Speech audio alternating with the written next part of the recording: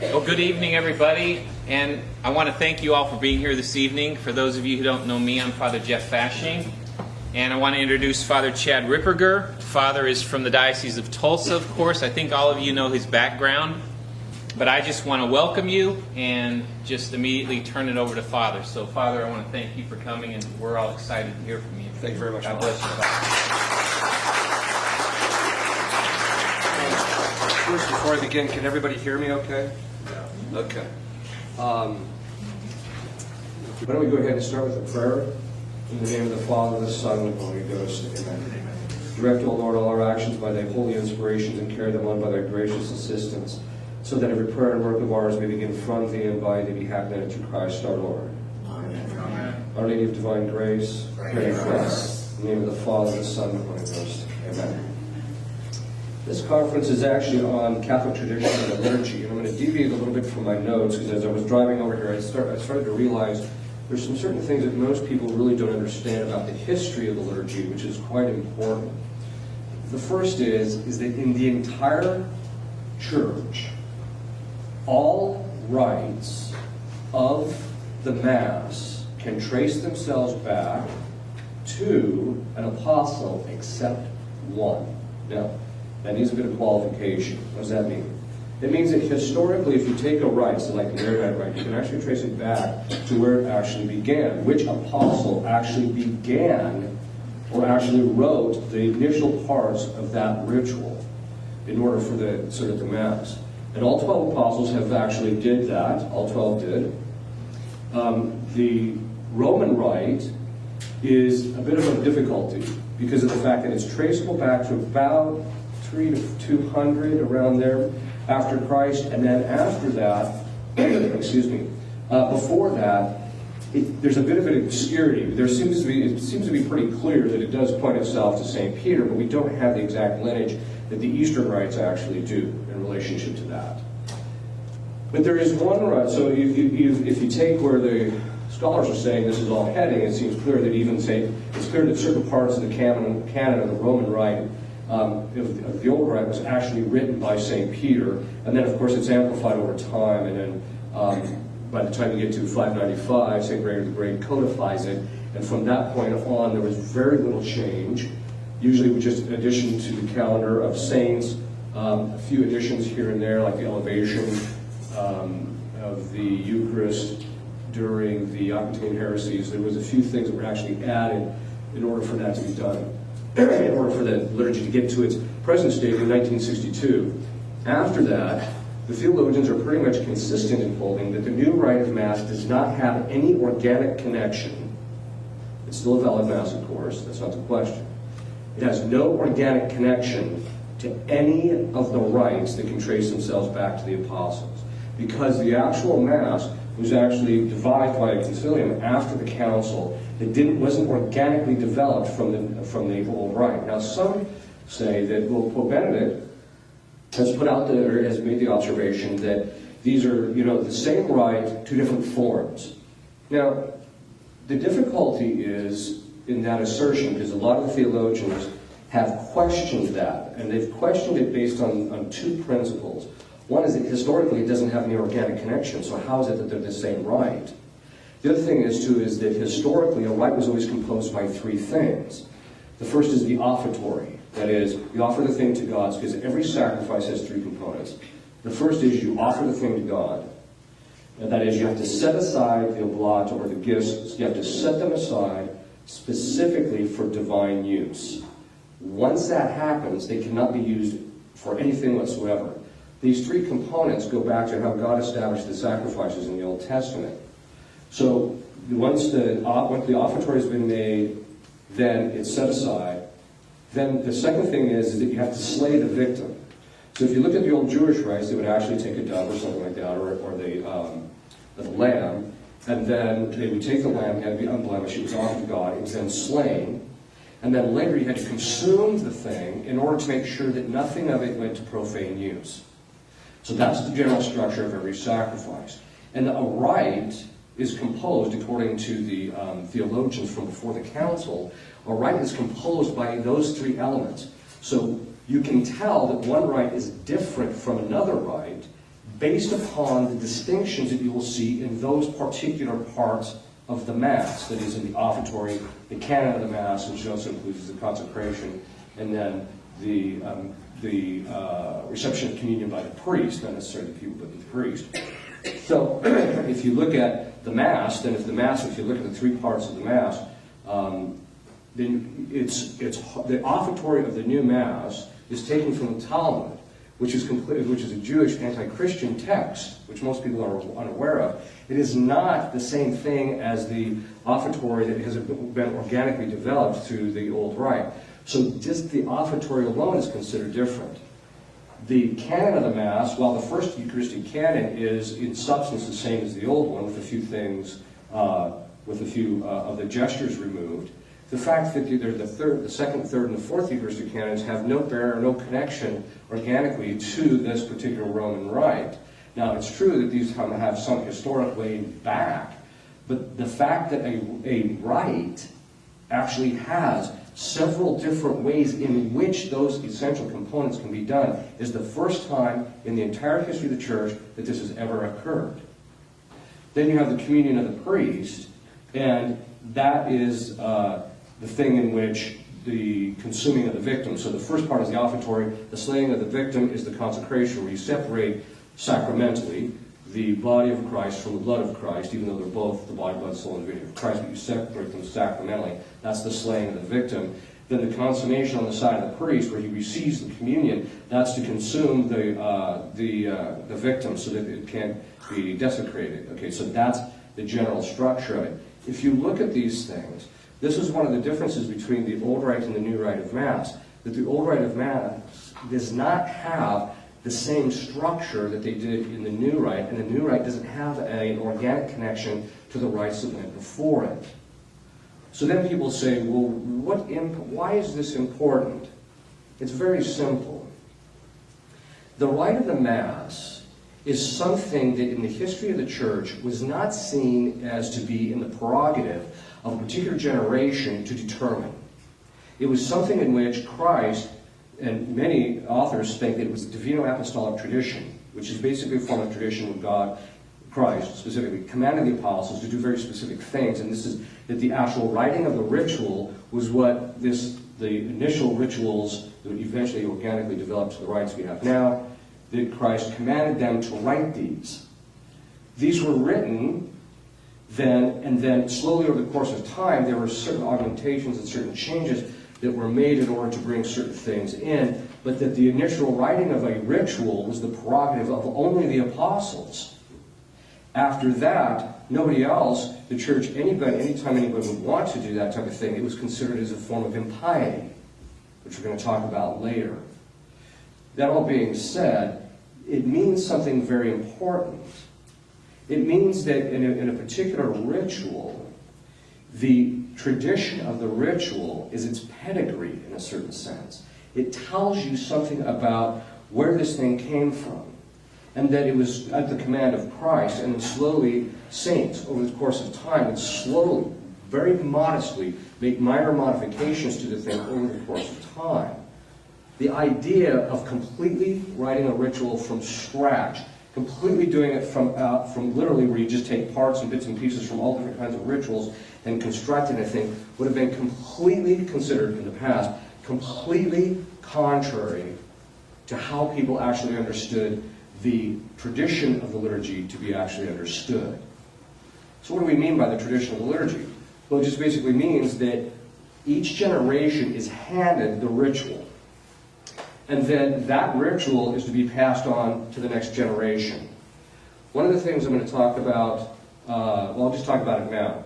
The tradition, when the people who are in charge of the tradition, the magisterium, the object of the tradition, that is the thing that is passed to them, is not their property. It's not theirs. It's God's. And so as a result of that, when it's given to them, they have to follow what St. Paul always said more than once in his letters. I pass on first what was given to me. In other words, you have to pass on the tradition intact to be a proper steward of it. Now this becomes really important in doctrinal matters, obviously, because none of us could be saved. None of us could get to heaven at all if the tradition isn't intact in some way to tell us what we must believe, what we must do in order to be saved. Now the tradition, or the liturgy, is actually part of that tradition. There is a misunderstanding that somehow or another that everything in the liturgy is just a matter of discipline, that you can change it at will. That's not how it works. It's analogous to, I tell people, look, if you didn't know the first thing about mechanics whatsoever, and you opened up the hood of the car and you saw all the wires and the hoses and everything, although today the modern cars seem to have a little bit less of that. But in the 80s and 90s, you looked into the thing and it just looked like spaghetti, right? So, and you thought to yourself, there's just too many wires here. And you started taking out the wires and moving things and taking out the hoses and next thing. And then you go to start your car and it's not running so well, right? Or if you can even get it started. The liturgy is the same way. There was a liturgical movement, but the liturgical movement first started out on the right foot in the sense that they wanted to understand more about the theology of the liturgy and its historicity and where it came from. But then it quickly became hijacked by the modernists in the teens and 20s of the last century because they realized that you could make comments about what you liked or didn't like in the liturgy and not get burned at the stake as being a modernist. So they flocked to that area and they started pushing for liturgical changes in order to change people's minds about what the content of the church's belief is. Because in the liturgy, what you believe determines how you behave. Part of our behavior is our liturgy. So an inverse of that is, how you behave tells people what you actually believe. And so, lex orandi, lex credendi is the Latin phrase for that. And so it was always understood that these things that were passed on were not the property of the magisterium. They were entrusted to the magisterium so that it would pass it on intact with legitimate development. Now, what's this development? Development is not contrary to what was passed. Development is taking what you already have and gaining a greater understanding of it. That's what authentic doctrinal development is. And this was a very key thing that was basically jettisoned by the modernists, who once they got into positions of power just started throwing things out. This is what happened when the liturgy got to the late 1950s and 60s. If you read, or even in the 40s, if you read people like Uniman in the Mass of the Roman Rite and various authors that were writing during that period, their analysis of the liturgy was completely modernist. And why do I mean that? First of all, most that I've read of it wasn't based on a basic philosophical and theological tradition of the church taken to it and applying it to understanding what's in the liturgy. Instead, it was, making comments about how there were too many repetitions of certain readings, there were too many things of this should be cut down, this should be changed. So that by the time you get to the Second Vatican Council and you read Sacrum Concilium, you begin to realize that this is just the embodiment of all of the theology of the modernists that occurred actually before that. In fact, I tell people the book of Uniman on the Mass of the Roman Rite, which is a theological discussion of the old rite of Mass, I said, after having read it, because I read the whole thing, why, I'm not sure, but I read the whole thing, and when I got to the end of it, I said, this man's scholarship is entirely suspect. And the reason I said that is because this guy wasn't, if you read it very closely, he's making statements about the liturgy that have no foundation in the liturgy. One of the things that have no foundation in history, if you take a look at there's a few theologians now that have been going back and say, they would say like, oh, well really in the early church they did X. So they went back and they looked, and they weren't doing X. And so what happened is they took this, they basically made up history, they were falsifying things, they bring this to the fore, and then they just say this is what should be done. Failing also to realize one particular principle, which is the church's liturgical development over the course of time was based on a greater comprehension of the theology and also its circumstances. So in the early church, yes, it's true that certain lay people handled the Eucharist, but it was a case of necessity. Once the persecution stopped, the church immediately put an end to that, and then from that point on, there was a very specific thing in which how the Eucharist was handled. So that over the course of time, as the church began to realize, look, you're handling God here. It's God. The same one that created the universe is the one you're holding in your hands. If that's the case, There's a very specific way you have to treat God. And that being the case, that's why, for example, in the Old Rite, there is so many, most people don't even know this, even when they attend the Old Rite. The church tells the priest everywhere his hands are to be during the entire duration of the Mass in the Old Rite.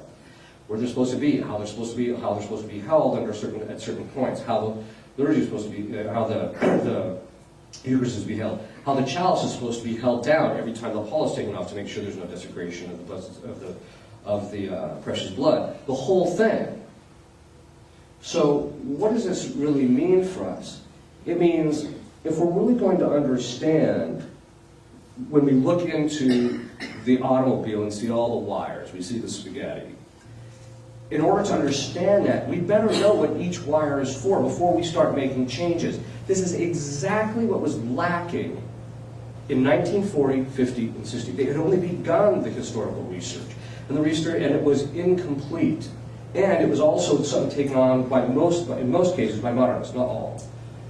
So what ended up happening is you get to the 1960s, when there's proposals about what should and shouldn't be in the Mass, and it's in the wake of bad scholarship, dishonesty, because a lot of these guys were modernists, and also in a lack of understanding of where this stuff came from historically. There are still things in the liturgy we still don't know where it came from. And then there are some things that we do know, but today they don't know for some reason, which is odd. For example, the term ite missa est, the phrase. Most people think it says, go, the Mass is ended. That is not at all what that phrase means. It's not at all what it means. In fact, St. Thomas already talks about what the Father says it means. He says this. He says, basically what it is that in the consuming of the victim, there's a distinction between the sacramental sacrifice that occurs at the Mass and then the ritualistic sacrifice which is also occurring at the Mass. So that the ritual, even at the consuming of the victim, the ritual sacrifice is complete, consummatum est, that is, it's completed. But the actual so there's that particular aspect of it, that the sacramental sacrifice occurred, but the ritualistic sacrifice still has a little ways to go yet. It's not finished. Now, the difference between consummatum est and finitum est, it is something that's consummated or completed and something that's finished, is a very fine theological distinction that 99.9% of liturgical theologians don't even know. Where does this play itself out in the Old Rite? If you look in the Old Rite, it actually talks about the fact that, if you read the prayers up until the Placet Sancta Trinitas, okay, that's the last prayer. So what happens is the priest turns around and he says, Dominus vobiscum et conspiritus ite missa est. At that point, from before that point on, the term offerere, which means to offer in Latin, is always in the present tense. We're offering this to you, we're offering this to you, etc. It's always in the present tense. The priest then turns around, and then for the first time in the ritual, it says, by the way, we're talking about in confines of the sacrifice we're offering, because the term offering is done in the past tense in relationship to Abel and Abraham, etc. But when you get to our actual sacrifice, it's always in the present tense. As soon as he says ite missa est, the priest then turns around and uses the term offer for the first time in the past tense. That's where it ended. Now, two things basically come up to this historically. The first is that the ite missa est, the missa refers to the sacrifice has been sent to God. It's now finished. The actual sacrificial aspect of liturgy is now finished. It's not just complete because the priest received the communion. It's finished. That's why he turns around and it's in the past tense. The second thing is, and this is one of the changes that Butmini made even to the Old Rite, one of the things he did is that from the beginning of Lent until the Easter Vigil, the priest didn't say ite missa est. What he would do is he would say, he'd turn around and say, Dominus vobiscum et cum spiritu tuo, benedicamus Domino Deo gratias, he would turn back around. And the reason that he didn't say eat and he asked is because the sacrifice of the people still continued during the totality of the length of Lent. That's why it wasn't done. Okay, that's just a basic example. Today, they don't even know what the phrase "ite missa est" even means historically. You read guys that are talking about it who claim to have PhDs in liturgy or STDs in liturgy, and they don't even know what it means. And you're just like, and you guys want to sit down and start making wholesale changes to the liturgy? It's the guy pulling the wires out of the car. That's what we're dealing with. Okay, so what does this mean then? If we're going to have a proper understanding of the liturgy, we have to go back to the tradition. Because it's in the tradition that we find where these things came from, what they mean, why God wanted them, why God moved the saint to add this particular thing or that. Now, for us, that means that we actually have to go back to a particular part of the tradition. There's different aspects of the tradition. There's, the fact that the church passes on by oral teaching, etc. But there's one particular, for example, part of the tradition is also the ordination of priests, things of that sort. So that Holy Orders is passed on in an uninterrupted line in tradition. But one of the different kinds of tradition is called the monuments. Now, the monuments are things that are created by creatures in order to express the faith. That's what they are. They're forms of expression of the faith, usually in things like churches, liturgies. They can also include things like written documents by the popes and things of this sort. So, these monuments are one of the most rich, they're some of the richest part of the tradition, and they constitute, in large part, the visible aspect of our tradition and our patrimony. This is important because it means that you can walk into like a beautiful cathedral, look at it, and actually learn something about what the people believed in when they created it. The same is actually true about the liturgy. So, what does this mean? It means that if you look in the Old Testament, it was never envisioned that what was in the determination of how God is to be worshipped was into the hands of man. One time this one woman, I was talking to her, and she says, I think God this, and I think God that, and I think God this. So I finally just looked at her and I said, how about this? How about we ask God what he thinks? She says, well, that's a novel idea. Really? Catholics call it revelation. Okay, the point is that, I was kind to her, of course, because she was trying to find her way. But the point is that people literally do not know. They don't know God.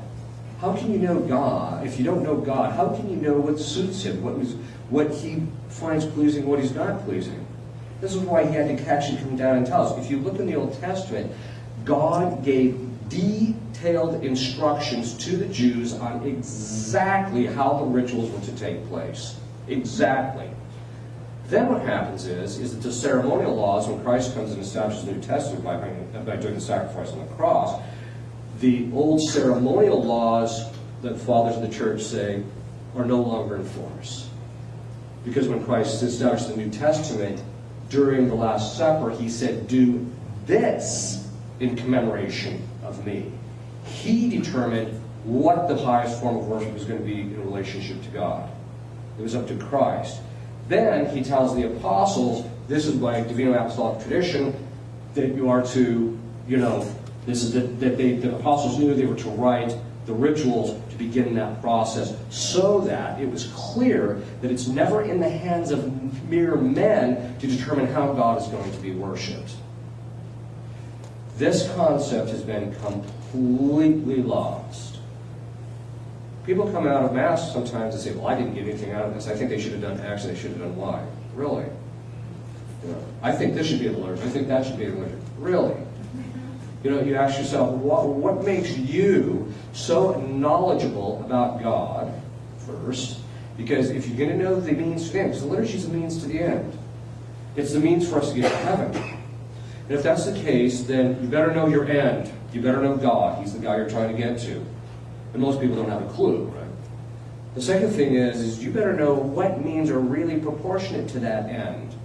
Because if I decide I'm going to go to Chicago and I'm going to walk the opposite direction, I'm not going to get to Chicago unless I walk for 24,000 miles and go all the way around the planet.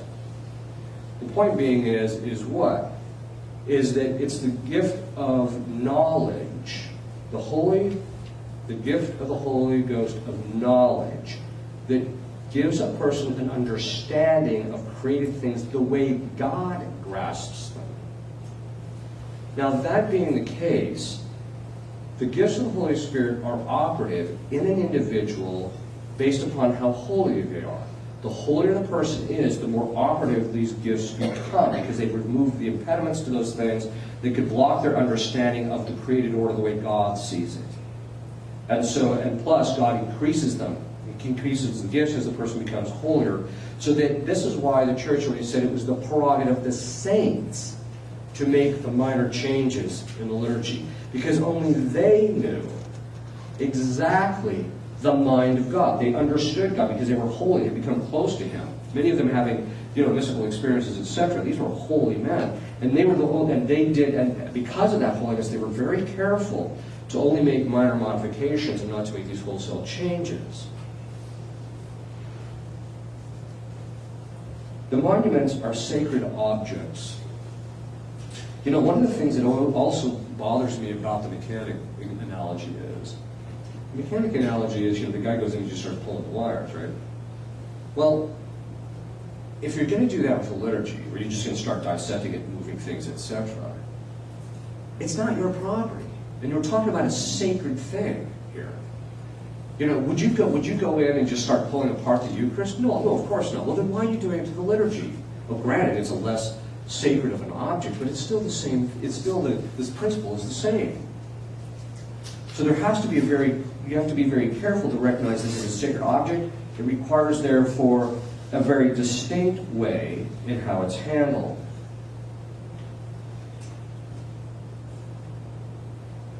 Since a missal is a sacred object, or the missal is what we say the Mass out of, is a sacred object, to deride it, to make fun of it, or go around telling people that it's evil, quite frankly, is blasphemy. What do I mean by that? It means this. I'm sure you all heard somewhere in your lifetime where people say, oh, the old Mass was bad for people, it was evil, it did this, it did that. First of all, most of the time they don't even know what they're talking about. But they would say these particular things, and they would deride it, or make fun of it, or do certain things in relationship to it. We're talking about a sacred thing. And so even if you think there should be something different in the liturgy, doesn't put you in a position above the thing to where you can make fun of it or deride it. The passing on of the monuments from one generation to another constitutes a sacred activity. To block the tradition constitutes a form of lack of charity. It's a form of charity. It's sometimes also a form of injustice. But what does this basically mean? It means this: because you're talking about passing on the liturgy from one generation to another, you're talking about passing on the sacred object from one generation to another. Again, it's not your property. But it helps us to begin to realize is that when you're passing it on, you have an obligation to pass it on. We're going to talk about that tomorrow. But this is one of the reasons why in the Second Council of Ephesus it condemned the rejection of ecclesiastical tradition, including the monuments. In other words, according to the Second Council of Ephesus, if you reject as something that is not authentically, or if it's not authentically Catholic, namely the old Roman Missal, technically speaking, you're not Catholic. That's what that means. Now, again, there can be legitimate parts of the liturgy that can be open to discussion. I agree with that. That's not the question. The question is how is your approach to it?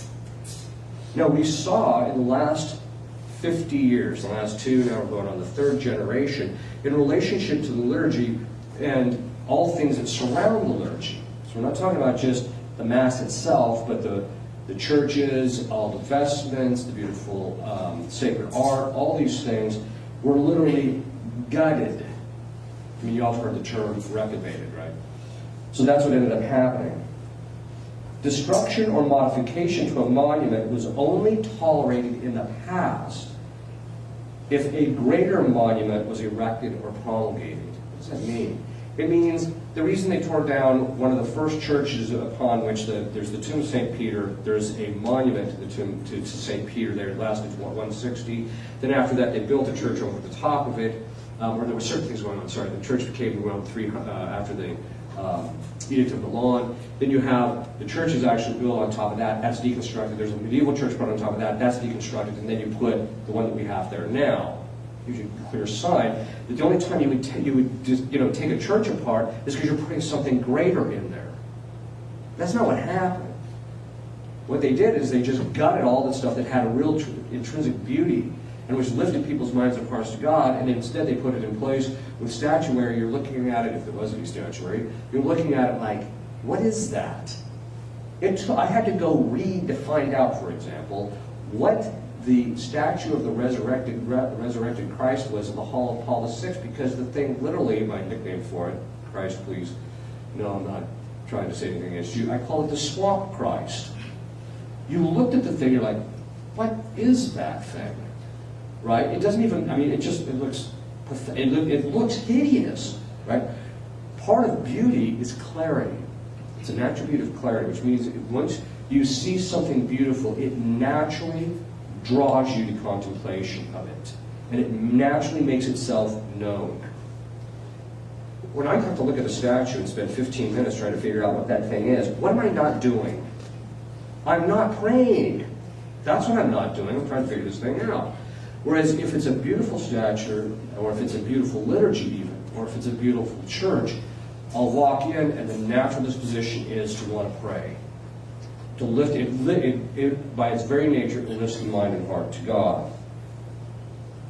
The missal changes in the past were only done to updated to augment the calendar of the feast of newly canonized saints. Wholesale modifications of the liturgy in the past were considered a form of impiety. But what is impiety? When you say the word piety, most people think it's somebody who has a certain kind of devotion. And that devotion is not exactly piety. Devotion, St. Thomas says, comes from the words from vovere, which means to vow, that you vow yourself to God and you cling to Him tightly through that vow. Whereas piety is the virtue by which you give honor to those who are above you. That's its primary sense. It has a secondary sense of giving due solicitude or care to those underneath you. So when you're talking about piety, it means that those who are above you, who's above you? Your parents, for one thing. They're your ancestors, the people that went before you, the magisterium, priests, etc. But the point in all of this is that the prior generations, to reject wholesale something from a prior generation that was a good thing being passed to you, was considered a sin of impiety. You were not honoring those who went before you. You were treating them in what is honor given to, St. Thomas says. He says honor is given to excellence. He says, what's excellence? Excellence is that the thing is perfected, that in the case of human beings it has virtue, sanctifying grace, it's holy. So in the case of the monuments, it's perfected. What's the perfection? Beautiful and intelligent expression of the Catholic faith. That's what's excellence. Not stuff you don't understand, not making stuff fuzzy so everybody feels like they can be part. None of that. That's not excellence. So the excellence consists in then that in the liturgy is beautiful and intelligent expression of the faith. And that also comes in the case of that the sacraments are valid, etc. And that beautiful and intelligent expression of the faith surrounds the sacraments as a kind of an adornment of them. So when you make them ugly, you're degrading them to some degree. Therefore, if for centuries, from the time of Christ through the apostles, and that there was this organic developed liturgy, if you came along and said, I'm going to reject all of that and establish my own liturgy, no theologian from the past would have said that you had any sense of piety whatsoever. That's a serious allegation, I think.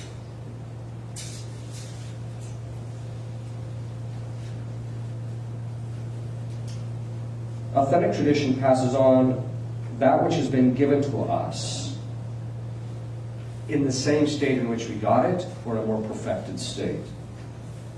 Blocking or denying or modifying a monument, which concludes the liturgy, such that many of the elements are altered to presume that you are greater than the saints. Now think about this in terms of the liturgy. These people took upon themselves to create a liturgy which they considered better than the liturgy written and inaugurated by St. Peter, codified and perfected by St. Gregory the Great, St. Pius V, etc. You go down the whole history of all the saints that were involved in this thing, and they think they're going to create something better in a couple of years. It isn't going to happen. The fact of the matter is that any sense of humility before this thing would recognize, I'm not the guy to be touching this thing. There is a kind of mindset that somehow modern man is superior to the people that went before him, and therefore we can judge more badly what suits the liturgy, what suits God. Okay, well, let's just take first the first part. The modern man is superior. I love these modern studies in science because I don't know if you've ever heard of genetic entropy. Genetic entropy is the fact that all things living are genetically deteriorating. It is de facto the nullification of evolution, macroevolution. But it means, as one brain scientist said recently, he said, because of genetic entropy, we are not as intelligent as the people who went before us. That's what that means. I think all you have to do is look at how people are behaving in our culture and realize, yeah, there's a serious dumbing down process. Okay. But this lack of humility, in fact, one of the works that really shocked me, especially after I read the book The Peasant of the Garonne by Jacques Maritain, because in there he's complaining about all the fallout from that's happening in the 60s and everything's going awry. But he wrote a book before the Second Vatican Council, which Paul VI liked a great deal, called Integral Humanism. The book was so bad, I could not complete the book. It just grated on every Catholic sensibility that I had from beginning to end. And I say that for this reason. He starts out with something and then he puts it into practice. He says the problem with Christians in the past is that because of metaphysical humility, they failed to put man at the center of the Christian life. Okay. Let's go back to, what is the Christian life? It's all about getting to God. It's about salvation of our souls. It's about God. The liturgy is about God, not about man. And this is what people have completely missed. Now, that being the case, this means that when you have, and that's the whole problem of modernism. Modernism has the principle of immanence, which basically means that the standard for what is true is interior to me, not external reality. It's just a hop, skip, and a jump to saying man is really the center of reality. No, we're not. God is. Man is properly oriented away from himself in order to God. If the liturgy is going to be rightly ordered, it has to be focused on God. Now, it's true that you have to adapt it to human beings because it's something that human beings do. But that doesn't mean that the human being is the principle by which you judge something as good liturgy or not. It's God. An authentic liturgy, therefore, because human beings, now St. Thomas Aquinas observes with the whole moral tradition, actually, that we have a natural ordering to God. Now, he says that natural ordering isn't sufficient, and God has to give us grace on top of that in order to give us a further inclination to ordering to God in order for us to achieve our end. But that we have a natural inherent ordering to God. So that if a liturgy is rightly ordered to God, when a person of normal virtue, that is someone who's not disordered in any kind of grave way, goes to the liturgy that is rightly ordered, he is going to find it peaceful because it's going to fit the order that he finds within himself. In other words, peace is defined by St. Augustine as the tranquility of order. He's going to have that tranquility when he's at the Mass. and tell seminarians, you come in and they say, well, there's guys that are about to be seminarians. I think I have a vocation to the priesthood. How do I discern what God wants me to do? I said, well, the first thing you have to do is the first thing you have to sort out. Do you have a vocation to say the old rite or the new one? Do not go into the new rite thinking you're going to do all sorts of things to bring the tradition to it. It's not going to happen. You might, in some dioceses, there's a few bishops who might tolerate that, but most bishops aren't going to tolerate that. If this is what you really want, if you want to be able to stand at the altar in complete peace in relationship to your priesthood, you're going to have to be able to know that the liturgy that you're saying is not, there's not some discordance in relationship to it. So, what does this mean? It means that you, as a priest, you can put up with a lot of nonsense. Which priests haven't put up with a lot of nonsense? You can put up with a lot of nonsense as long as the things you're doing at the altar give you what you need, that there's a right order there. When you're fighting people at the altar, literally, when there's all sorts of stuff taking place at the altar that is just like, oh, just give up. After a while, it literally guts his interior life.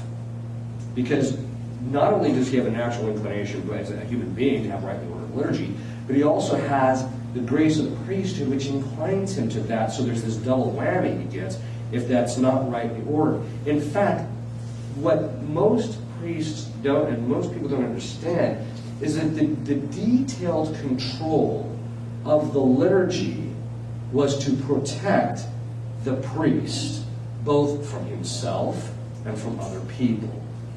And it was also to protect the liturgy. It was to protect the priest so that you didn't have Bessie Sue coming in thinking she's the head of the liturgical committee telling you how to say Mass. It was to protect the people so that they didn't have to go to Mass and say, was that a valid Mass? I mean, I think those were cookies. Were those cookies? I mean, what? So you don't have that nonsense going on. The liturgy, therefore, because it should, if the nature of the liturgy is rightly ordered, it will appeal to every generation. Modern human beings are not different from their ancestors. We have the same human nature, which means a person of virtue and goodwill will look at the liturgy and have attraction for it. When a person, and as a person has a deep faith, when he sees the faith expressing, or the liturgy expressing the faith very deeply, he's going to have a real desire and a real attraction to it. He'll actually get a spiritual pleasure out of seeing it. The liturgy is timeless. That is, in the sense that it's organic. In fact, in some places, the priests get into the habit that when they say Mass in the old rite, they'll actually take their watch off as a reminder that they're saying something that's timeless. And it's timeless for a number of different reasons, but one of them is, obviously one of them is because of the fact that it was given to us from the apostles and it's been passed on. But the other side of it is, too, is that you're enacting something that happened 2,000 years ago. Through the sacramental splitting of the species, you are literally present in a sacramental way to the Calvary sacrifice. The thing is present to you in a timeless manner. That being the case, the liturgy needs to be timeless. And it needs to be timeless to protect us as human beings and to protect the priesthood, to protect the people. Therefore, the liturgy should never be bound to a specific culture or a specific age. One of the things I often tell people is, you'll hear this argument, you don't hear it too much anymore, but it was very much in vogue in the 60s and 70s and 80s and even in the 90s, is that the liturgy needed updating. Liturgy needed updating. So we couldn't get stuck in the 60s. We couldn't get stuck in the past. Back to the past. The Council of Trent. We had to get beyond that. Okay, let's just take it for the sake of it. Let's just take your principle. Let's just take that principle and agree to it for the sake of argument. Not that I agree with it, but let's just take it. Okay, I agree with you. Why then are you saying a Mass that we stuck in the 1960s?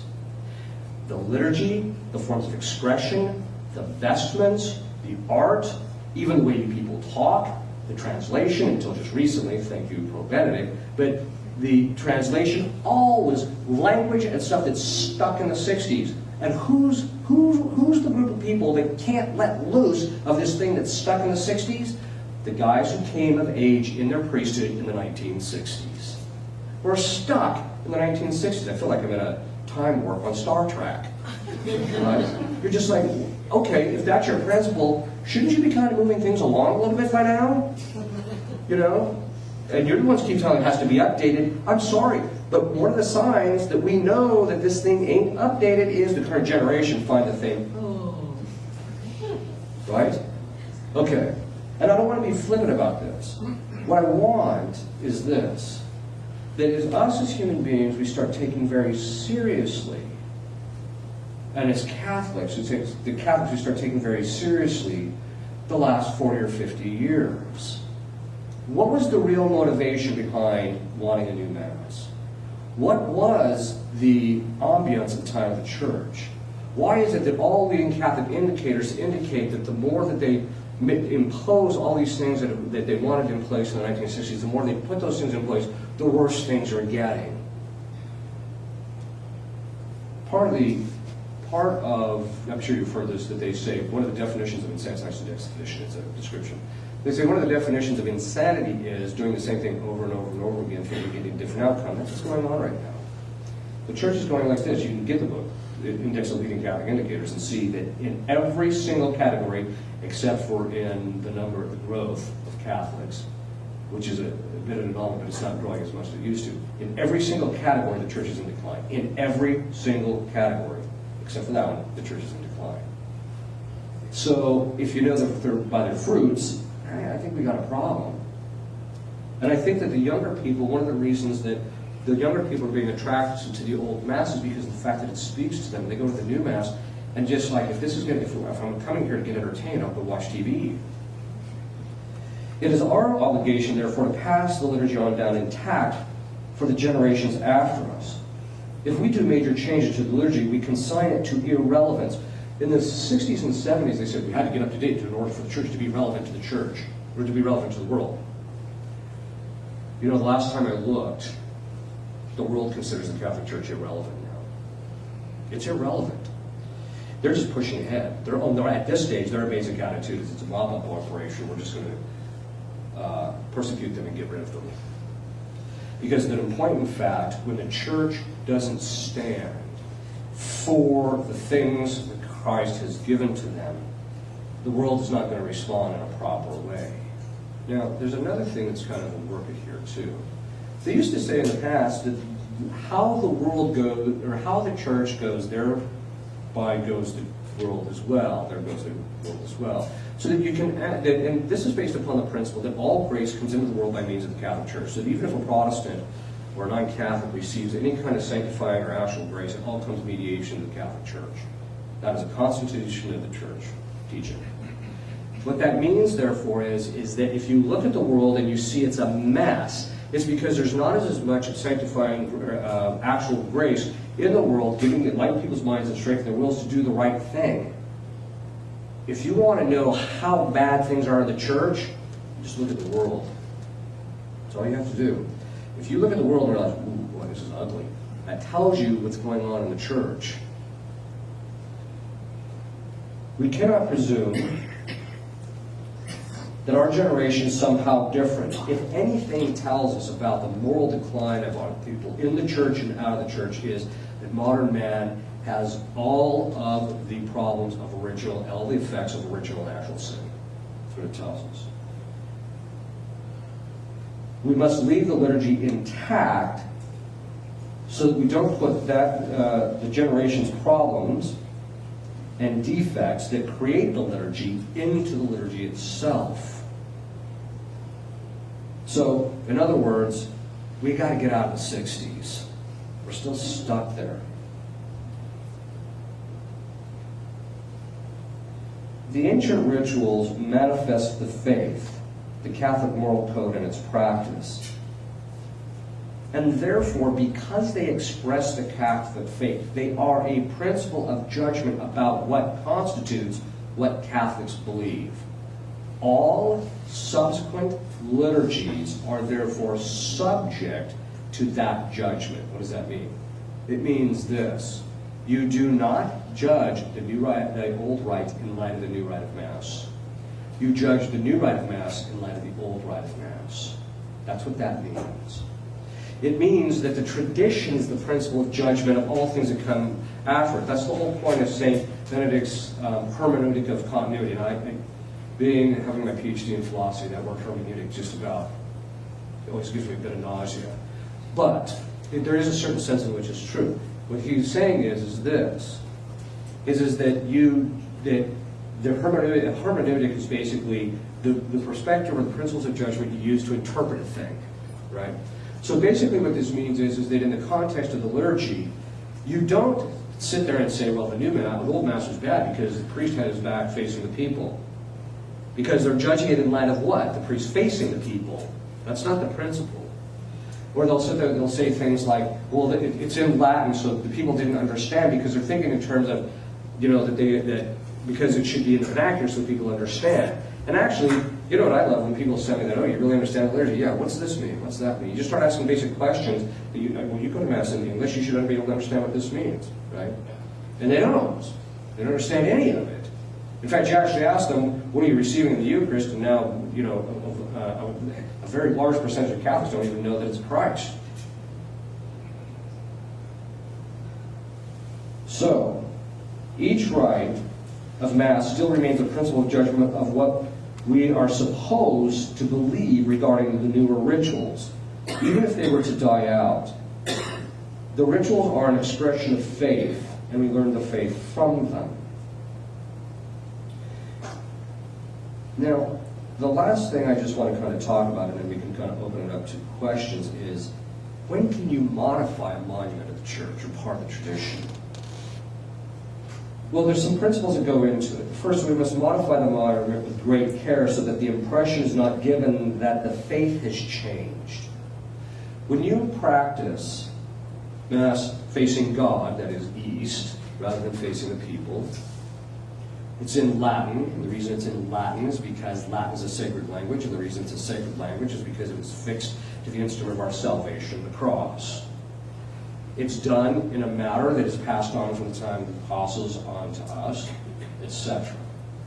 Certain elements have fallen into obscurity historically, and therefore we don't know what they mean. God knows what they mean, and He's still pleased with them, etc.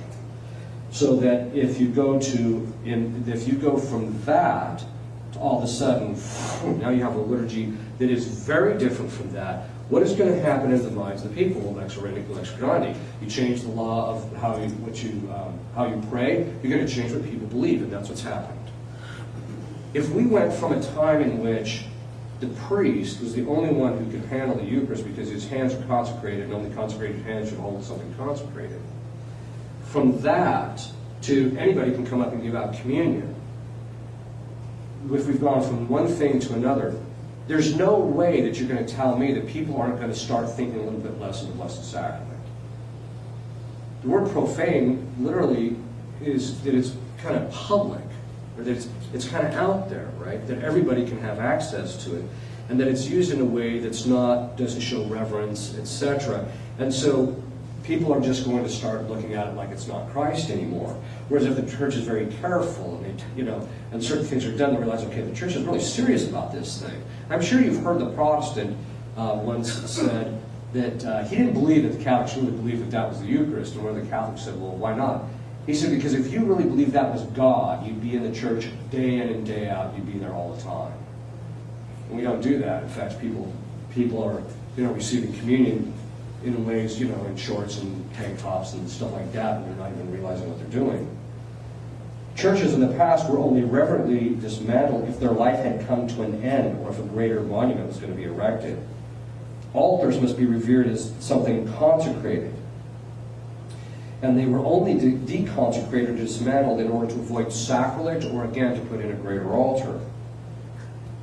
If the monument is constructed with right faith, there is no reason to radically change it, unless one is augmenting the beauty of the glory of the church. And the same thing applies to the liturgy.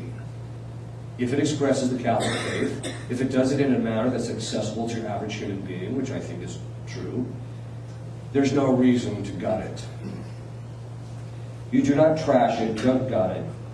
You don't go into the sanctuary and start sledgehammering the high altar. This behavior historically has always been associated with heresy. Always. because heretics rejected the Catholic faith and therefore wanted to destroy those things that expressed that faith.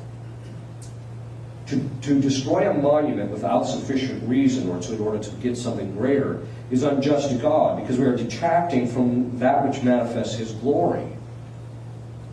It's a sin of charity against our neighbor. Why? You know, I don't think most people have really thought of the fact that, you walk into some of these historical churches and they see them, and they're beautiful churches. They fail to realize the level of sacrifice that the people who brought those churches into existence went through to get it there. You hear stories all the time about how men who used to do hard labor would give up their money that they would use to buy their lunch in order for it. I mean, we're talking just pennies that they would give. And they took it upon themselves as being proud that they were actually able to give those few pennies for the sake of the church. And then people just come along and gut it like it's nothing. And then they spend the patrimony of the church.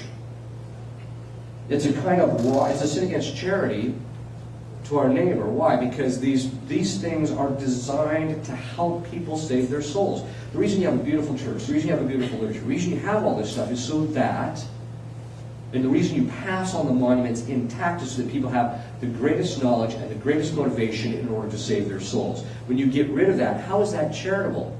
Charity is what? Love of neighbor, love of God and love of neighbor for the sake of God. If you really love your neighbor, you're not going to want to remove from him the elements of sanctification that are going to help him save his soul. You're not going to do that. You're going to give him what he needs. It's a kind of robbery to the subsequent generation. Not only of the church, but also the missals as well. Which brings up an interesting point. One of the reasons that some theologians speculate that Benedict put out some more pontificum is not only because of the fact that the new Mass or the old Mass had never been properly abrogated, but because in the background it cannot be abrogated. Now, here I'm not talking just about quo primum, which, if you read quo primum, it seems to indicate that the Pope is saying that this Mass is in perpetuity, and every priest ordained in the Roman Rite has a right to say this form of the liturgy. I'm putting aside that question. I'm talking about a theological discussion that was had before the Second Vatican Council and for some time, that when the apostles inaugurated the ritual, and that ritual was then passed on from generation to generation, that whoever was baptized into that specific rite, once he was ordained, he had a right to say that form of the liturgy. Now, that being the case, for example, I'll choose myself an example, I was baptized in 1964, which means that was before the changes of the liturgy occurred, so actually, according to the prior theology, I have a right to say that Mass in which I was baptized. That's generally how the Code of Canon Law treats it. If you're baptized into the Eastern Rite, you're supposed to become an Eastern Rite priest and not a Western Rite priest, and in order to do so, you literally have to go to Rome to get dispensation. That's how serious they consider it. So there's something about being baptized or being part of a particular rite that gives you certain rights in relationship to it. And so to take somebody who's baptized into a rite, take it from them, and then tell them that they have to say something that's not part of their rite originally seems unjust, at least according to the prior theology. The monuments are under the care of specific individuals, and they do not have the right to destroy the monuments since they belong to the general patrimony of the Church. This all belongs to all of us. So, lastly, that means, therefore, that there's an inseparable link between the liturgy and tradition. The nature of tradition is to pass on the teachings of Christ to subsequent generation. And it tells us that the means of sanctification are the following: sacraments, power of orders, sacramentals, even the rite of the liturgy. What I'm saying is that we have to start giving a serious, objective look to the two liturgies, and also just to the whole tradition itself, in order so that we can ultimately end up doing the will of God in relationship to this. In other words, we have to be willing to die to ourselves if we're going to pick up the tradition and act it in a way that's ultimately pleasing to God. Father, I know that I've seen pictures of Pope Paul VI there with like this panel of 6 Protestants that were in. How in the world that even fly? Because if you're the church established by Christ, why are you consulting the heretics? You have to remember that's in the wake of Vatican II, because there's this whole ecumenical thing, and so they wanted an ecumenical approach to liturgy. So that's why they were there. Yes. Father, I just want to give an example.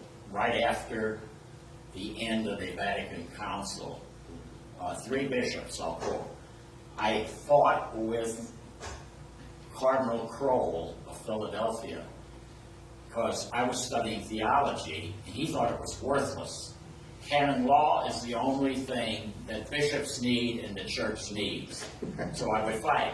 And of course I got back with him saying I went with a seminarian, one of his seminarians, to a dirty movie, and he wasn't worried about me. This is something I made up. It wasn't true. Right. But he said, what was his name? Yeah. I thought, well, he's not looking at my soul. The second bishop is Cardinal, I'm having a senior moment now of New York there, Spellman. Spellman said, this I heard, this is his own words, he said, there's a difficulty with this. I believe the Mass should stay in Latin, but the breviary has to be done in English, because none of my priests know Latin. And I thought, well, if none of the priests know Latin, I guess all of the people do, Yeah. And then the third one was Ritter of St. Louis. Right. He was kind of flustered. He says, my, all of these changes and everything, what am I going to say to my priests? I thought to myself, you don't have to say anything to them. They've already got it from the media,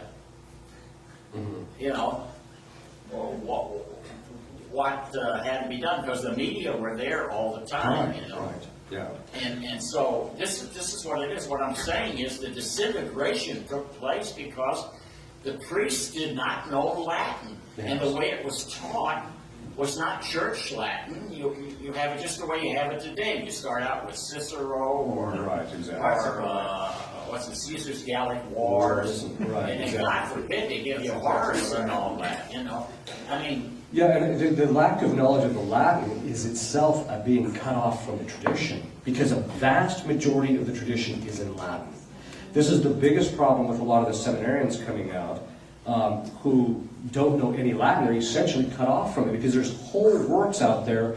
For example, a friend of mine, a close friend of mine, is translating Robert Bellarmine's De Controversies, because of the fact that it dealt with so many things that we're dealing with now in relationship to the tradition. And the reason he decided to translate it is because he's an excellent Latinist.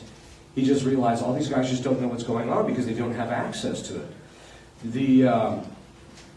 And I think that, and even John the 23rd in Veterum Sapientia, where he deals with that, where Latin should be retained, precisely for this reason. This is in 1961. It's a dead letter when the thing shows up on there. The priests had just basically ignored it, the bishops had ignored it, and they still were pushing for the English. Yeah. So the Latin is a really key thing to maintaining, I think, a number of things, which John the 23rd, that's a fantastic document, by the way, if people want to read it. That, in addition to, it gives people the actual access to the tradition. When I was in Rome, the year I was in Rome, I was the only student in the philosophy department who wrote his doctoral dissertation on St. Thomas Aquinas in the university that I went to. I was the only one. And What I asked, university was that? University of the Holy Cross, the one run by the Opus Dei, which is actually at the time was a fairly decent, all things were considered, it was fairly decent. So what happened is I started asking the people around, what did you want to write at St. Thomas? I said, I'd really like to write at St. Thomas, but I don't know Latin. I was the only doctoral candidate student in that university in the philosophy program that actually knew Latin. That's a serious problem. That means you're literally cut off. And I thought to myself, wait a minute, how could you honestly think that you are a scholar of philosophy and not be able to read the text in their original language. That's nuts. You know, and that tells you how much on an intellectual plane, because this is what happens. And we see this is happening in our own culture. When everybody gets selfish, they get stupid in the process. And that's what's happened. As modernism set in, the intellectual gas ran out very quickly. So now we're actually in the superficial stage of modernism, where you just hear things that are just intellectually daft. I mean, they don't even have any. You listen to them like, really? You believe that? I mean, we could wipe that out with just one syllogism. What are you thinking? You know. But the problem is that because of that, you know, what's happened is that the loss of the Latin language has really resulted in a loss of the intellectual rigor in the church. It's cause and effect. There was a loss of intellectual rigor, so they got rid of Latin. But on the other hand, if you maintain the intellectual rigor of Latin, guys would actually, you know, they would be able to intellectually be able to kind of come up to speed, and that's all been lost. I mean, even when you read, from time to time, I'll read somebody's doctoral dissertation. It sounds like a book report, not a dissertation. I mean, the level, and this is the whole problem with modernism. So once you make yourself the standard of judgment, it's ultimately going to be about your emotions, really. It's not going to be anything intellectual. It's not going to be trying to come to, the truth is defined as an equation of intellect and thing. That you're not going to take your intellect and try and conform it to reality so you have a better understanding of reality and therefore have a more scientific knowledge of it. No. You're just going to look at things and say, well, do they make me feel good or not? Well, you know, you don't have to have too high of an IQ to engage in that kind of behavior. And that's where we're at. By the way, I don't mean to be flippant. I'm very concerned that, you know, that the intellectual life of the church, there's two problems, I think, in relationship to the intellectual life of the church. First, it's just collapsed. The second side of it, because people say to me from time to time, you know, there's no great theologians out there today. I said, you're right, there's not. But the second side of it is the, I'm having my senior moment.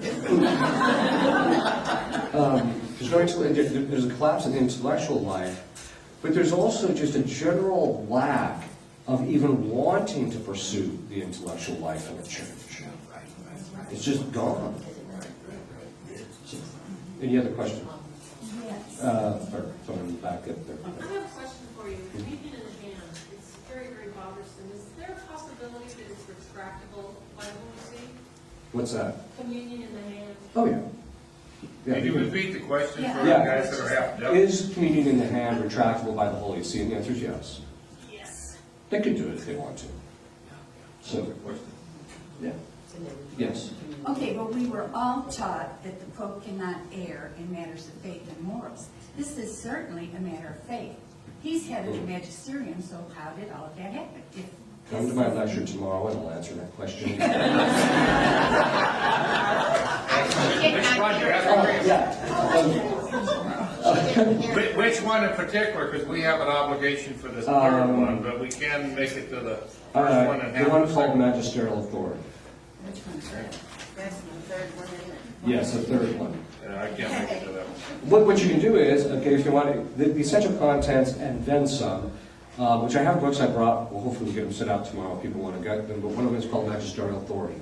And it deals with the fact that Vatican I put conditions on papal infallibility, and that outside of that, the Vatican has very technical language about how stuff is supposed to be treated that's outside of that. And essentially, if you think that he cannot err when he's speaking outside those conditions, that's proximate to heresy. That in point in fact, he's only infallible under these sets of conditions, which we're going to talk about But tomorrow. isn't that a matter of faith? Yes, it's a matter of faith and morals, but he also has to be speaking by virtue of his office, to be binding Christians, all Christians, and also the totality of the church, etc. So there's a whole set of conditions. So the promulgation of a particular liturgy or something of that sort doesn't mean that he is not committing error in that particular case. He can commit error in that case. That's the whole point of that, and that's one of the reasons I actually wrote this book, because there were 5 historical instances where bishops who became pope said things contrary to the faith while they were pope. So that's why Vatican I said these are the conditions. Outside of that, we know he can err. It's within these conditions that he can't. So And that's why it's very key to understanding those conditions, and then understanding, okay, well, what do we do with the stuff that's outside of that? And that's what we're going to talk about tomorrow. Yes? What happens to the missiles after they're through their date in church? I'm not sure if, oh, you mean I think they just throw them out, don't they? Yeah, but I should just, They don't have any, what's that? they don't have any ceremony, because aren't they considered? Well, by missile, you're thinking of the hand missiles that people use. Yeah, no, those aren't necessary, unless they've been blessed, those are, I'm thinking in terms of the contents of the missile itself is a sacred thing. And the missile in the old rite has to be blessed in order for it to be properly used at the old rite anyway. So it's already blessed. Are you talking like the St. Joseph's missile? Yeah, the hand missiles aren't necessarily, well, the contents are sacred. So how you dispose of them, you shouldn't just chuck them, but it shouldn't, they're not blessed, so you don't have to treat them exactly the same way as the sacred object either. Yes? Well, I, in all honesty, wouldn't be sitting here without the changes. So I am wondering, I see it as a building, honestly, and the Latin Mass and the Latin community is declining.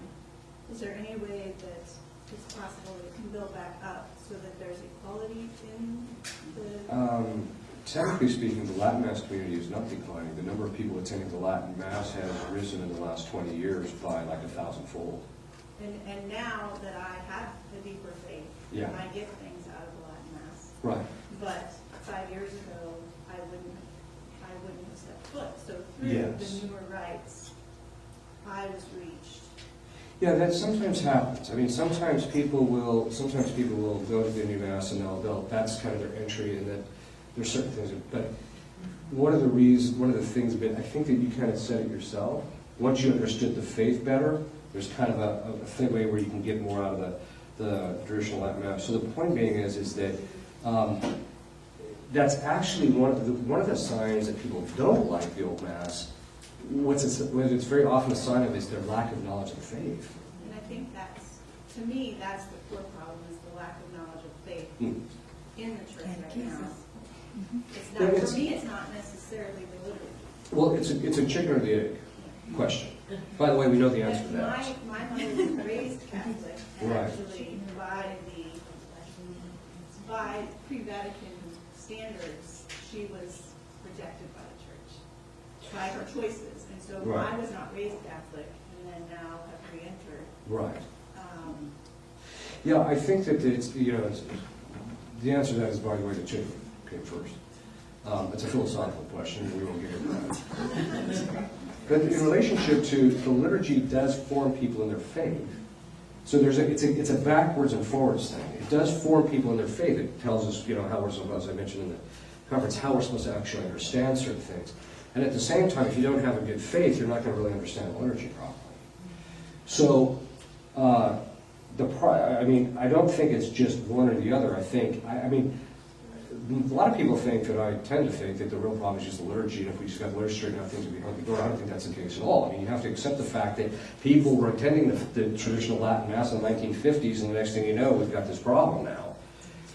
What it means is that there was a collapse in catechesis, but there was also just a general collapse in a very particular thing. I don't want to get into this too much. But basically, I wrote this article called The Sixth Generation. I don't know if anyone's read it. Okay, it's called The Sixth Generation. What I do is I track the generational spirits from the lost generation, which is the generation between the First and Second World War, and all the way through the current generation. I talk about how the particular generation, the lost generation, had the spirit of incommunication. They just didn't communicate things to me. That meant that the greatest, quote, greatest generation ended up in a situation where they didn't adopt the religious practices with the same kind of fervor and same kind of understanding, and they didn't embrace their cross. The second problem is they went through the Depression, and in the Second World War, they came out the other end of the Second World War saying this will never happen again, which basically meant they didn't want to embrace the cross and have to go back to war again if it was necessary. In other words, the hallmark of the, quote, greatest generation, the true generational spirit of the, quote, greatest generation, unquote, was unwillingness to suffer. that meant that all disciplinary matters of the Catholic Church are going to have to be changed because they're suffering. I mean, they have to fast. The old fast, most people are unaware of this, the old fast is you had to abstain from meat and fast for the entire duration of Lent. 40 straight days, not just on 1 or 2 days. It was the whole Lent. And it was a rigorous fast. Your main meal could only have 8 ounces of food. So we're talking a really rigorous fast. But there were real reasons for that. And that means there had to be this constant self-denial. They didn't want to deny themselves anymore. And how do we know that? They raised the hippie generation, who they just indulged to the point where now they're completely uncorrectable. Right? Okay. So what's the problem? The problem is that that generation was, in fact, handed the tradition intact, but it was done in such a way that they didn't appropriate what was brought to them because it wasn't properly communicated. And so as a reason, in other words, it wasn't communicated in a way that they really grasped it and saw it in the same way that prior generations had. And as a result of that, when it came time for the Second Vatican Council and the things that occurred afterwards, anything that required any kind of discipline or self-denial was just gotten rid of. Because the generation just couldn't sustain it psychologically anymore because they didn't have the proper interior training. And I think so they had the old Mass, but they didn't have the proper spiritual formation which gave them the ability to sustain it and to pass it on intact without alteration in a selfless way. Which I think is a pretty big issue. Because, we call it the greatest generation. Don't get me wrong. I mean, my parents are that generation, and I consider them some of the most decent, the best, nicest, most wonderful people I've ever met in my entire life. I mean, there's just no question about it. But that greatest generation, let's look at the history. They're the ones who promulgated the new Mass. They're the ones who got rid of all the disciplines of the Church. They're the ones who sowed the confusion in the documents of Vatican II. They're the ones who actually got rid of a number of things that were part of the culture that would actually make it possible for these things to happen. This is the group that actually raised a group of people called the hippie generation that basically brought the sexual revolution. You can go down the whole litany of all the things that this generation actually really did, and it's hard to argue that it was the greatest generation. Now, don't get me wrong. I think that the people individually of that generation are some of the most wonderful people you'd ever meet. But on the other hand, I think that collectively it was a disaster. And I don't mean to be harsh, by the way. My intention isn't to be harsh. It's just to give an honest intellectual assessment of this. And by the way, it doesn't apply to everybody in every generation, right? Because you can have people like I had a close friend of mine that grew up in the hippie generation. I said, "You're part of the hippie generation." And he said, "Yeah, I know, it's a burden." But he wasn't of that mindset in the slightest. He was one of the most faithful, decent, holy men I ever knew. So, okay. Yes. Actually, I grew up in the generation. It turned me off too. My question is about the priests that are being trained in the seminaries. I had a former pastor in the Kansas City area who is probably in his late 40s. And I had asked him several questions that I actually knew the answer to because I studied Baltimore Catechism in grade school, which is kind of like grade school. But other people didn't know the answer, and I was not an authority. Correct. So I asked him, and he didn't know the answers. Yes. To those, and that bothers me terribly. Is there something that is going to be done about that, or how they're? It really depends on the seminary you go to. Ebbs and flows. Some seminaries are better than others. A lot of it's the seminarian, because a lot of seminarians realize I'm getting everything I need to know. They'll research on their own. Some seminarians are just lazy; they don't want to know, and spend the time to do it. So I think that's actually part of the problem. Is that by the way, one time I was talking to a theologian who lives in England via email, and I said, "Hey, did you notice when guys came back from the Second World War, there was a collapse in morality?" And he, next thing I know, boom, I get this long email about how when they came back in England, there was this gargantuan collapse in morality already. It's interesting because I think that collapse in morality coincides with two things. One, war always has a brutal effect on morality. But the other side of it is that this was also the generation that didn't deny themselves. If you look historically, the vast majority of the pedophilia cases for which the church has been sued over those pedophilia cases, they were trying cases that occurred in the 60s and 70s. What does that tell you? It tells you these guys were in the seminaries in the 40s, 50s, and 60s.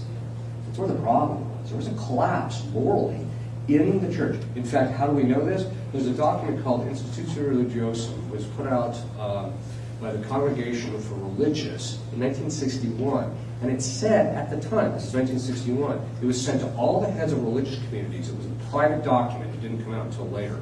And it said, quit ordaining the homosexuals and the pedophiles. 1961. There was a collapse that occurred.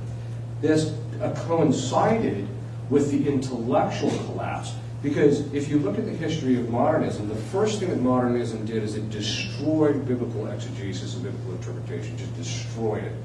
Shortly after that, the implosion of ecclesiology occurred. So now we've got this ecclesiology that has absolutely nothing to do with Catholicism. In fact, the current ecclesiology, which most magisterial members signed on to, was a form of ecclesiology that was devised by the Protestants and condemned by the Propagation of Faith in 1859. That being said, then the ecclesiology collapsed. It's about that time that the natural law undergirding the moral life collapsed. So that by the time we got to the 50s, there was literally no intellectual underpinning that was intact in most intellectual institutions in the church. This is why we ended up with the 1960s. So, and I tell people that the opposite, the climb out is going to be the opposite of that. So you already had John Paul II talk about the natural law, that the church takes the Thomistic teaching of the natural law as its own. That was huge. Most people don't realize how important of a statement that was. So there's a beginning of the process of recouping the moral life, although we seem to be having a problem recently.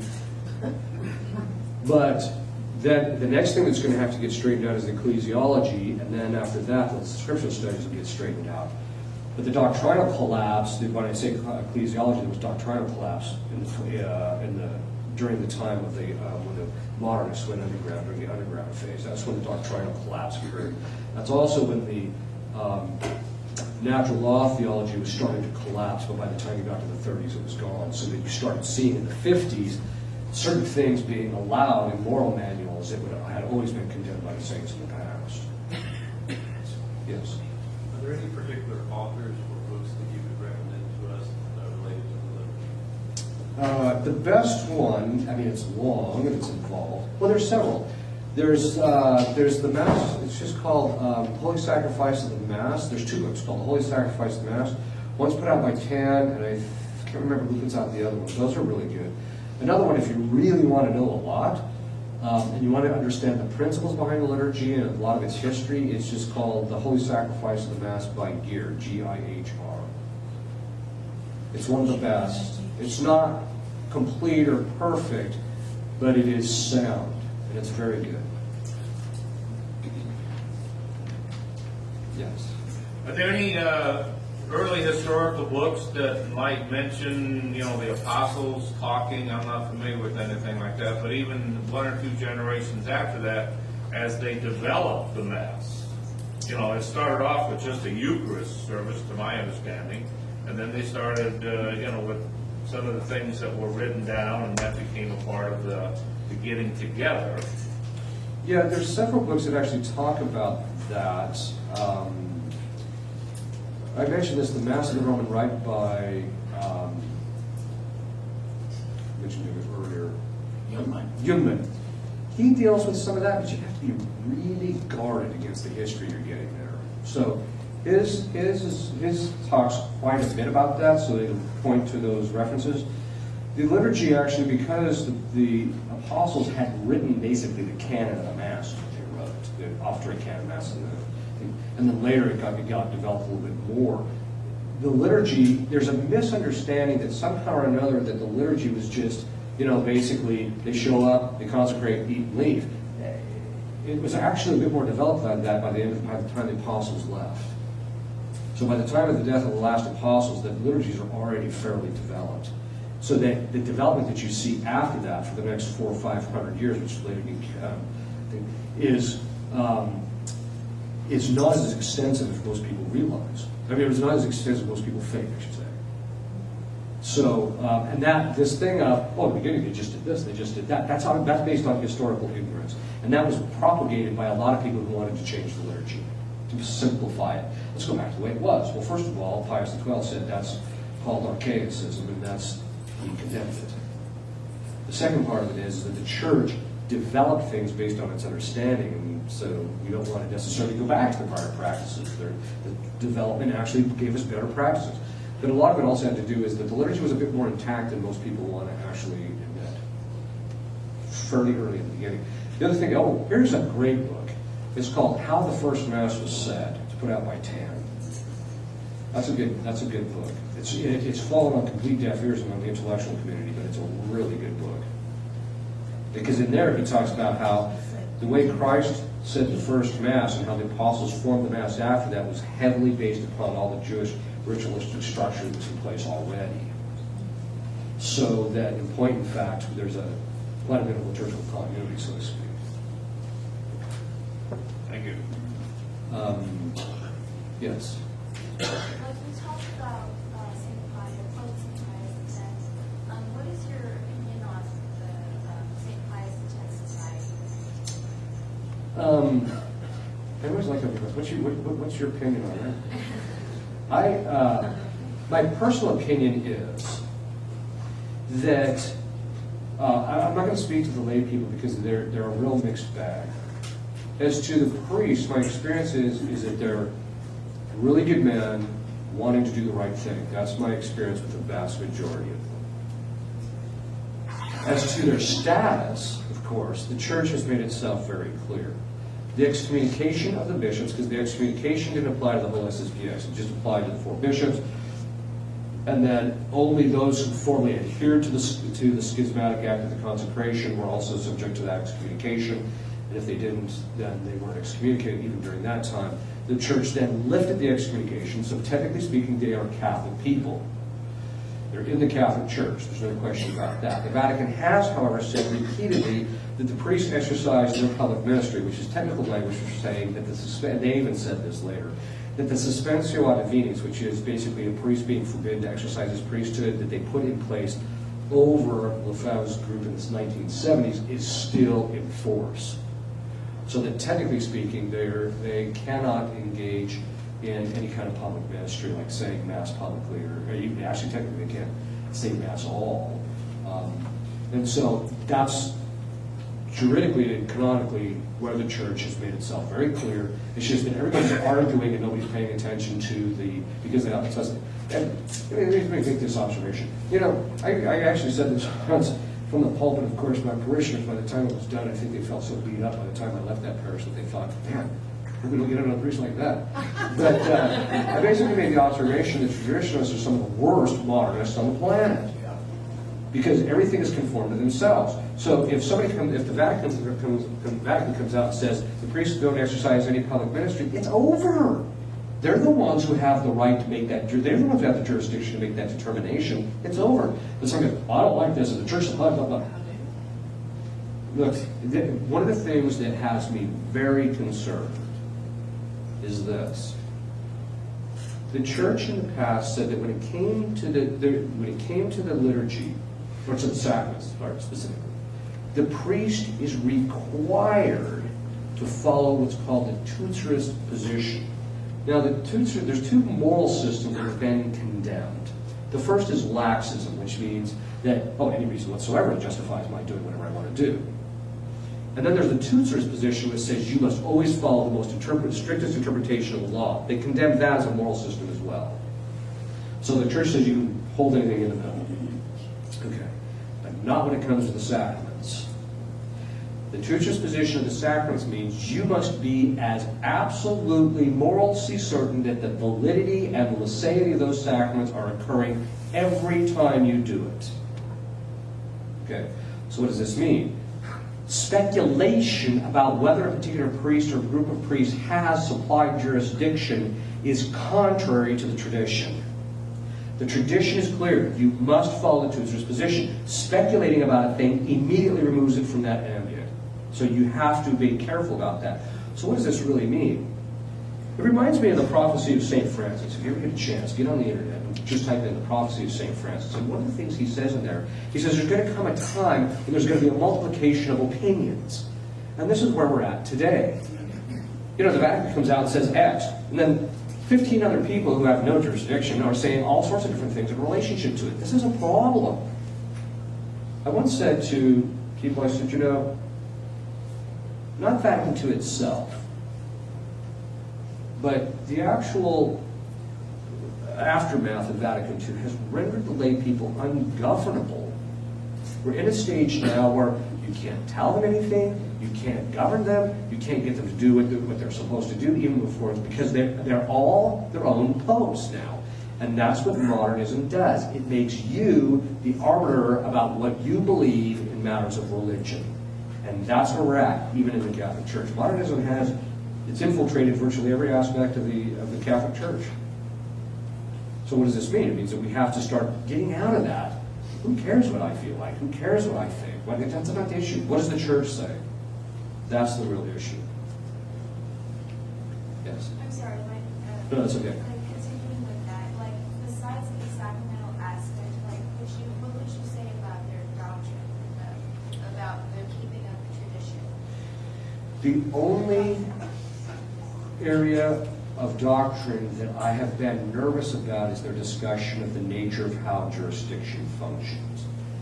All other aspects that they say are simply repetition of what the popes have said in the past, which is difficult for us to actually kind of grasp. For example, most people don't know that Leo XIII formally condemned religious liberty. The Vatican, most people think the Vatican II is infallible. No, it's not. Paul VI repeated over and over and over and over again, finally just gave up, that nothing in Vatican II was promulgated in an infallible mode. In there, it says that people have a right to religious liberty based upon the fact that they have a right to follow their conscience. Leo XIII already addressed that question. He said, no, they don't. He said, God, and this is how he addressed it, he said, God is the author of the totality of the universe. He has a right to be worshipped in the manner in which he determines it to be done. The creature has no rights to make determinations about how he's going to worship God. Therefore, there is no religious liberty. Because it's the rights of God that trumps the conscience of the creature. That's basically what he said. Later they come along, and of course because of the modernist principles, God gets removed from the discussion, and the only thing you're talking about is the person's conscience. So the fact that the SSPX is trying to draw attention to that, I think, is a legitimate question. It really does need to be addressed. Some people have tried to argue, well, it's an organic development. No, organic development never results in the conclusion being completely contrary to the premise.